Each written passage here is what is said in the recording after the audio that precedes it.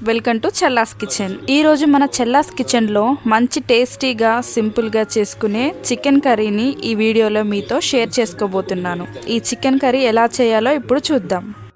నేను ఇక్కడ chicken curry కోసం 1 కేజీ చికెన్ తీసుకున్నాను. అలాగే పీసెస్ అనేవి మరీ పెద్దగా కాకుండా ఇలా కర్రీ కట్లా కొట్టించి తీసుకోండి.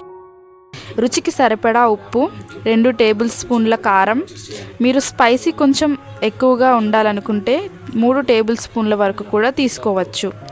1/2 టేబుల్ స్పూన్ పసుపు, 3 నుంచి 4 టేబుల్ స్పూన్ల నూనె, 2 టేబుల్ స్పూన్ల అల్లం వెల్లుల్లి పేస్ట్, కొద్దిగా కొత్తిమీర మరియు పుదీనా, కొద్దిగా తరిగిన ఉల్లిపాయలు, టమాటాలు,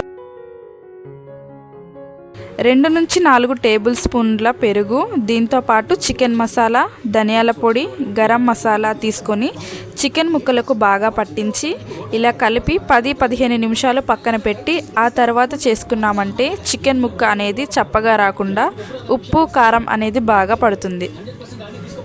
కర్రీ వండడానికి ఇలా కడాయిని కానీ ప్యాన్ని కానీ తీసుకొని 3-4 టేబుల్ స్పూన్ల నూనె తీసుకోండి. నూనె కొంచెం వేడి అయ్యాక ఇందులోనే 2 బిర్యానీ ఆకులను అలాగే సన్నగా తరిగిన 1 కప్పు ఉల్లిపాయ ముక్కల్ని బాగా ఫ్రై చేయండి. దీంతో పాటు టమాటా ముక్కలు మరియు తరిగిన పచ్చిమిర్చిని కూడా తీసుకొని మరొక 2 నిమిషాలు బాగా ఫ్రై చేసుకోండి. ఇలా ఒక 2 నిమిషాల పాటు ఫ్రై చేసేయమంటే చక్కగా ఫ్రై అయిపోతాయి. ఇప్పుడు ఇందులోకి మనం కలిపి పెట్టిన చికెన్ని తీసుకోండి. ఇలా మనం చికెన్ తీసుకునేటప్పుడు మంటని హై ఫ్లేమ్లో పెట్టి చికెన్ తీసుకొని ఒక 2-3 నిమిషాలు కలుపుతూ ఫ్రై చేయండి.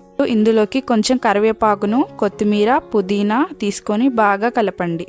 గ్రేవీకి సరిపడాన్ని నీళ్ళను తీసుకోండి. ఈ చికెన్ మెత్తగా ఉడికేంత వరకు మంటను మీడియం ఫ్లేమ్లో పెట్టి బాగా ఉడికించండి. ఇలా మనం సింపుల్గా చేసుకున్న చికెన్ కర్రీ టేస్ట్ అల్టిమేట్గా ఉంటుంది.